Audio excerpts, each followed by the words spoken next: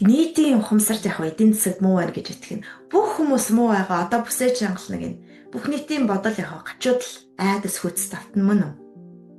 Энерги нь бүр ийм болчихно. Ийм жижигхэн болчихж байгаа юм. Балгийн урсгал нь хаагдчихад агаад мөн үү? Тэнгүүд эдийн засаг дахиад бодлороо явах нь бид нар бодлороо ертөнцийн өвтэй гэдэг чинь дахиад бодлороо бизнес мэдсэгээ боломжийг харж байгаа. Тэгэхээр эдийн засаг муу байна гэж бодоод хямраад байгаа энэ бизнес эрхлэгч нар яах вэ?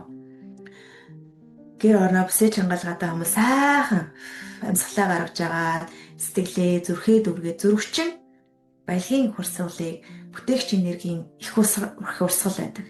Тэрүүгээрээ сайхан энерги дүүрэн болгож байгаа бизнесээ гэр орноо өрөөгөөд тийм ээ мөнгөтэйгөө сайхан эрүүл харилцаатай болоод хахад энийг янз сайхан даваад гарчна. Асуудал байхгүй энэ дээр. Харин мэдээ үзэл энэ доо хямрахж байгаа маань тийм муу юм болох гэж байгаа юм байна гэд бид нар гадна талдаа ямар ч бэлтгэл хийгээд дотоод зүрх сэтгэл чинь хов хоосон байх юм бол гачуудалтай байх юм бол ямар ч нэмэр байхгүй тийм ээ.